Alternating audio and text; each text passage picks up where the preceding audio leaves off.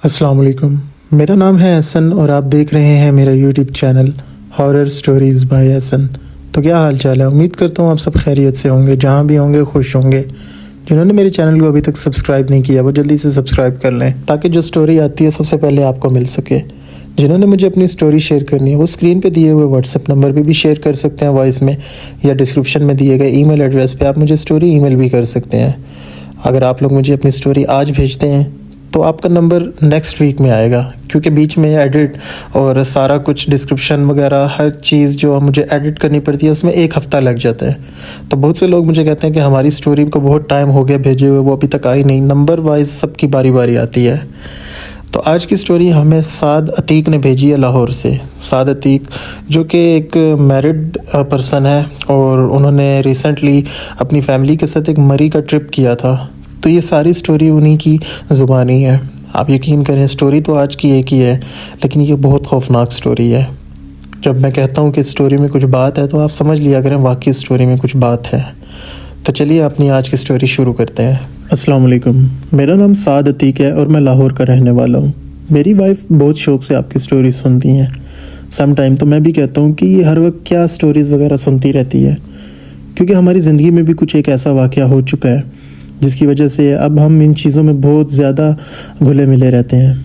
आप यकीन माने पहले तो हमें बहुत डर लगता था, लेकिन अब आदत सी ऐसी हो गई है कि अब मुझे बताने में भी कोई हिचकिचाहट नहीं हो रही कि हमारे साथ रिसेंटली क्या हुआ है। ये पिछले साल अक्टूबर की बात है जो गुज़र चुका है।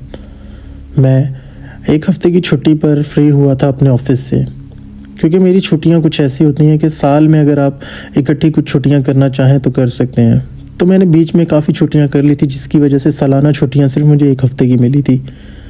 तो इन छुट्टियों की वजह से मैं कहीं दूर भी नहीं जा सकता था। तो मैंने अपनी वाइफ के साथ प्लान किया क्यों ना एक छोटा सा टूर किया जाए, जो कि हम लाहौर से इस्लामाबाद और इस्लामाबाद से मरी चले जाएं।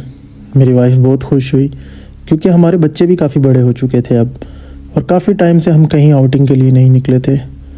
मेरी वाइफ ने पैकिंग की, मेरे बच्चे बहुत एक्साइटेड थे, और कहीं ना कहीं मैं भी बहुत खुश था कि चलो ज़िंदगी की रोज़ की दौड़ से थोड़े दिन के लिए मैं कहीं बाहर जा रहा हूँ अपनी बीवी बच्चों के साथ, और मेरा दिमाग भी थोड़ा सा फ्रेश हो जाएगा।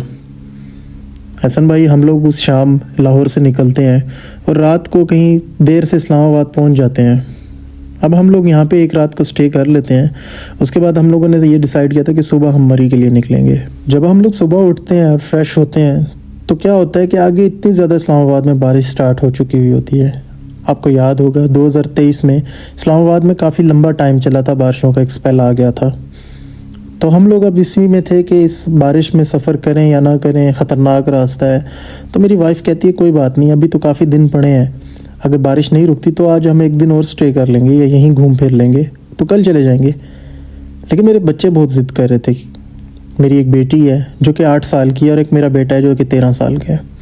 वो लोग बहुत ज़िद कर रहे थे कि नहीं पापा मरी जाना है हमने। तो मैंने भी उनको यही कहा कि अगर बारिश रुक जाती है तो हम चले जाएंगे। और ऐसा ही होता है, हम लोग उसी होटल में रहते हैं, थोड़ी देर और स्टे ले लेते हैं, और कहीं शाम को असर से मगरिब के बीच बारिश रुक जाती है। और मेरे बच्चे जब ये देखते हैं तो वो बहुत ज़िद करने लगते हैं कि पापा मरी के लिए अभी निकलते हैं, चलें। उन्होंने बहुत ज़्यादा शोर शराबा डाल दिया था, मुझे अलग तंग कर रहे थे, मेरी वाइफ को अपनी माँ को अलग तंग कर रहे थे। आखिरकार फिर मैंने कहा चलो निकल पड़ते हैं।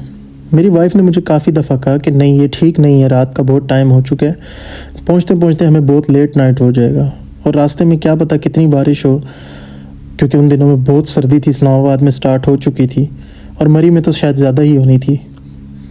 फिर भी मेरे बच्चों ने ज़िद इतनी कर दी थी कि मुझे मजबूरन मानना पड़ा। हम लोग रात को 9:30-10 बजे इस्लामाबाद से अपना चेकआउट कर लेते हैं।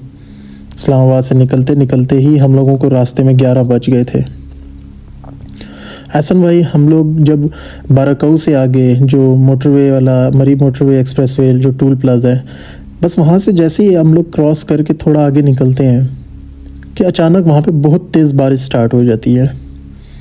एहसन भाई, इतनी तेज़ बारिश स्टार्ट थी कि जो बारिश की जो ड्रॉप्स थे ना, जिनको आप कह लें कि मोटे मोटे कतरे थे, वो गाड़ी की शीशे पे इस तरह लग रहे थे आके कि जैसे अभी शीशा टूट जाएगा या फट जाएगा।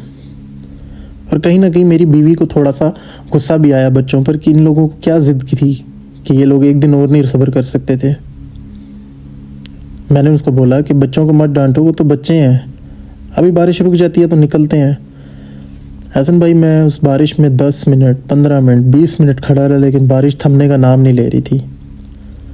इतने में क्या होता है कि मैं हल्के हल्के सॉन्ग प्ले कर लेता हूँ गाड़ी में, और गाड़ी में अब हम ज़रा गपशप का ना माहौल बना हुआ था। मैं अपनी वाइफ के साथ बातें कर रहा था, बच्चे पीछे अपना मोबाइल पर लगे हुए थे कि अचानक मुझे एक ना आवाज़ आती है बाहर से, जैसे कोई ज़मीन पर लोहा गिरा हो।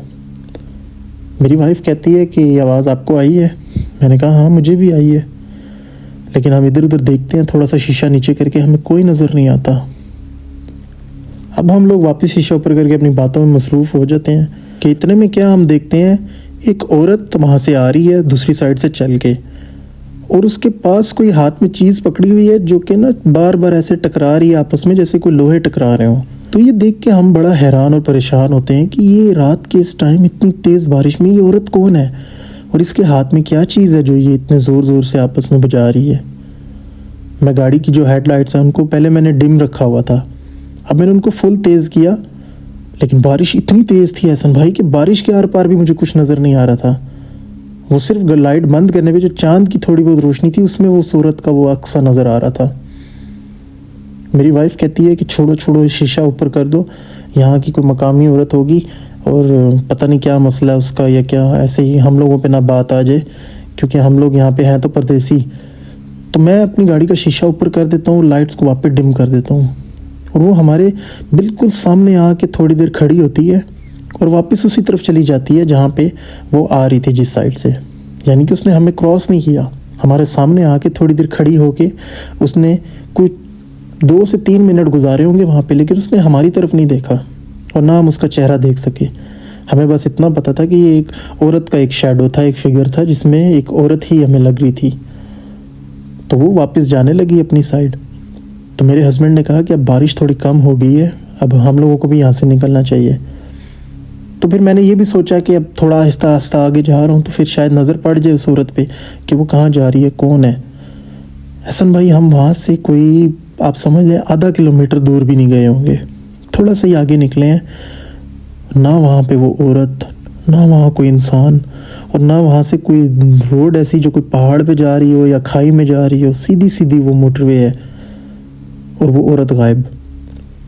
मेरी वाइफ मुझे बोले कि वो औरत कहाँ गई। अब मुझे समझ लग रहा था कि यहाँ पे मसला कुछ और है, लेकिन मैं अपने बच्चों और वाइफ की वजह से ना बहुत ज़्यादा ना मैं उस चीज़ को मजाक में ले रहा था। मैं कह रहा था यार ये गांव की औरतें होती हैं, इनका कुछ पता नहीं चलता, ये मिनट में कहाँ से कहाँ चढ़ के पहुँच जाती हैं। आप लोग ना घबराओ, वो चली गई होगी अपने घर, उसने कहाँ जाना है, इस रोड से तो हम लोग आ रहे हैं, हमें कहीं नज़र आई है वो। तो मेरी वाइफ भी थोड़ी इत्मीनान में आ गई, और बच्चे तो वैसे ही बच्चे हैं, उन्होंने ज़्यादा इस चीज़ पे हैरानगी का इजहार नहीं किया। हसन भाई 10 मिनट की ड्राइव पे मैं थोड़ा सा आगे हो रहा हूँ, वहाँ पे बारिश मुकम्मल रुक चुकी थी। अब मरी भी बहुत करीब था, आप समझ लें 20 से 25 मिनट का रास्ता मरी शहर का रह गया था। मैं आगे क्या देखता हूँ कि वही औरत जिसको हमने आधा घंटा पीछे पहले देखा था और वो एकदम से गायब हो गई थी 2 मिनट के अंदर, अब वो यहाँ पे उसी तरह से चल रही है, और उसके साथ एक और औरत भी अब आ चुकी हुई है। अब मैं दोनों का चेहरा देखने की कोशिश कर रहा हूँ, लेकिन उनका चेहरा नज़र नहीं आ रहा था। वो स्लो स्लो चल रही हैं और आपस में कुछ बात कर रही हैं। मैंने हल्का सा शीशा नीचे किया कि इनके साथ से गुजर के इनकी आवाज़ सुनूंगा। हसन भाई आप यकीन करें कि मैंने उनके साथ से 2 से 3 फीट के फासले से गाड़ी गुजारी है। उन्होंने अपना सर हमारी तरफ नहीं किया, और जब मैंने उनकी आवाज़ सुनने की कोशिश की तो उनकी ज़ुबान ही कुछ और थी, और उनकी जो आवाज़ थी वो नॉर्मल इंसानों जैसी आवाज़ नहीं थी। हसन भाई उस टाइम मेरे अंदर से एक लहर गुजरी है, एक मतलब आप समझ लें कपकपाहट की। अगर आप यकीन करें मैं अपनी वाइफ को और बच्चों को बता देता तो उन्होंने गाड़ी में रोना धोना डाल देना था उस वक्त। मेरी उस टाइम बस यही कोशिश थी कि मैं जल्द से जल्द यहाँ से निकलूँ, क्योंकि वो बहुत ख़तरनाक जगह थी। आप यकीन करें वहाँ पे ना इंसान की ज़ात, और ना ही कोई आसपास घर। दूर पहाड़ों पर लाइटिंग हमें नज़र आ रही थी, जो कि बहुत दूर दूर लोगों के घरों से लाइट आ रही थी। ऐसे लग रहा था जैसे पहाड़ों पे तारे टिमटिमा रहे हैं। हसन भाई मैंने वहाँ से तेज़ी से निकला। मेरी वाइफ ने पूछा क्या हुआ, लेकिन मैंने कुछ नहीं उसे कहा। मैंने कहा कुछ नहीं, बस जल्दी जल्दी पहुँचे, थोड़ा सा रह गया, काफ़ी टाइम हो गया। हसन भाई मरी जो मेन शहर है उससे कोई थोड़ा सा ही टाइम रह गया होगा, आप या समझ लें कि हम लोग तकरीबन शहर में एंटर हो गए थे। अब मुझे एक मोड़ लेना था जो मरी का, शायद अगर आप लोगों को पता हो, जब हम लोग इस्लामाबाद एक्सप्रेस मोटरवे से जाते हैं तो मरी शहर, जो मरी का मेन सिटी स्टार्ट होता है, उससे पहले एक चढ़ाई, आखिरी चढ़ाई आती है जो काफ़ी कर्व है, मुड़नी पड़ती है ऊपर मोड़ की तरफ। जैसे ही मैंने वो कर्व ली मोड़ पे, मैंने फिर देखा वही औरत, साथ में एक फिर औरत, और अब तीसरी औरत थी। अब की बार मेरी वाइफ ने भी देख लिया। मेरी वाइफ मुझे कहती है, साद ये देखो, ये तो वही औरत है जो वहाँ पे भी हमें नज़र आई थी, और बीच में भी मुझे ऐसा लगा था कि ये किसी के साथ चल रही थी, लेकिन मैंने ध्यान नहीं दिया। ये तो वही औरत है, ये हमसे पहले पैदल यहाँ पे कैसे पहुँच गई है। हसन भाई, मेरी वाइफ ने चीखें मारना शुरू कर दी गाड़ी में, और मेरे बच्चे रोने लग गए कि क्या हो गया मामा को।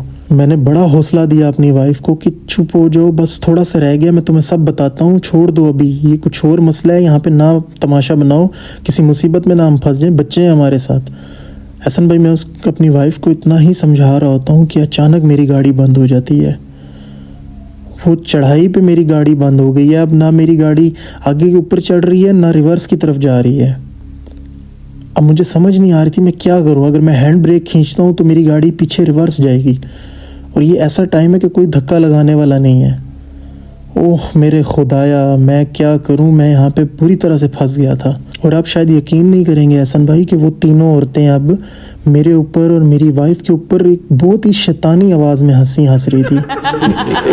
वो बहुत बुरे तरीके से हमारे ऊपर हंस रही थी, जैसे ये उन्होंने किया हो।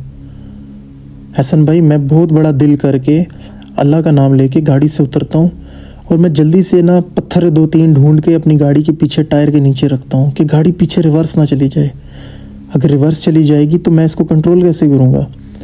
मैं पत्थर नीचे रखता हूँ, और उसके बाद मैं दोबारा गाड़ी में आके बैठता हूँ, और स्टार्ट करके उसकी मैं हैंड ब्रेक वापस नीचे करके आगे चलाने की कोशिश करता हूँ। और हसन भाई, उन औरतों के अब पता क्या अल्फाज थे, यहाँ से चले जाओ, वापस मुड़कर मत आना, यहाँ से चले जाओ, अपना काम करो। हसन भाई, ये सुनने की देर थी कि बस मैंने कहा ये यहाँ तो आज जान इनके हाथ से चली जाएगी, या हम लोग वैसे ही डर के मर जाएंगे। हम लोग अल्लाह का नाम लेकर बस वहाँ से निकले कैसे तैसे। मुझे पता है मैंने गाड़ी वहाँ से निकाली, मरी हम लोग शहर पहुँचे। हमें पहले कोई होटल ना मिले, सर्दियाँ थी, ऑफ सीज़न हो रहा था, मुश्किल से हम लोगों को जाके एक होटल मिला। बच्चे हमारे तकरीबन नींद में थे, और उनको हमने सुलाया। मैंने अपनी वाइफ को थोड़ा काम डाउन किया, उनको मैंने समझाया कि ये जगह ऐसी है, यहाँ पे ये मसले हो जाते हैं, क्योंकि ये बहुत एक ख़तरनाक एरिया था जहाँ से हम लोग आ रहे थे रात के इस टाइम, और ऊपर से मौसम भी बारिश वाला था कि कोई गाड़ी शाड़ी भी नहीं आ रही थी कि हम किसी को फॉलो कर लेते। तो मैंने अपनी वाइफ को बड़ा समझाया। उसके बाद काफ़ी देर गुजर गई, हम लोग सोने का प्लान करते हैं। अब जब हम लोग लेट जाते हैं तो मेरी वाइफ शायद डर गई थी बहुत ज़्यादा, या उसने दिमाग पे सवार किया हुआ था। अचानक उसकी चीख एक आती है। मैं हल्का सा नींद में जा चुका था। मैं उससे उठ के पूछता हूँ, क्या हुआ तुम्हें, बच्चे सोए हुए हैं, तुम किस तरह से अब कर रही हो। वो नहीं है, चली गई हैं। तो मेरी वाइफ मुझे कहती है, वो देखो खिड़की में वही औरत खड़ी थी, मुस्कुरा रही थी मुझे देख के।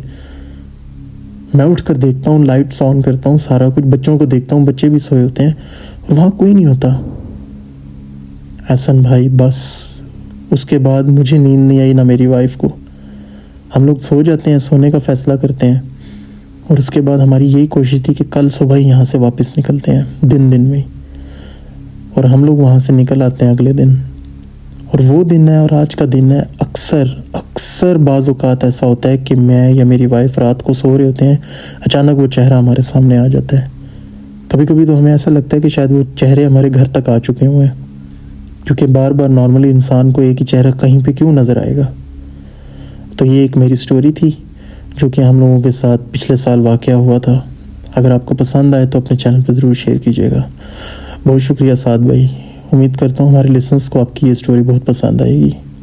जिन्होंने मेरे चैनल को सब्सक्राइब नहीं किया, जल्दी से सब्सक्राइब कर लें, और अपनी स्टोरी जिन्होंने शेयर करनी है जल्दी अपनी स्टोरी शेयर करें, ताकि जल्द से जल्द आपकी स्टोरी आ सके।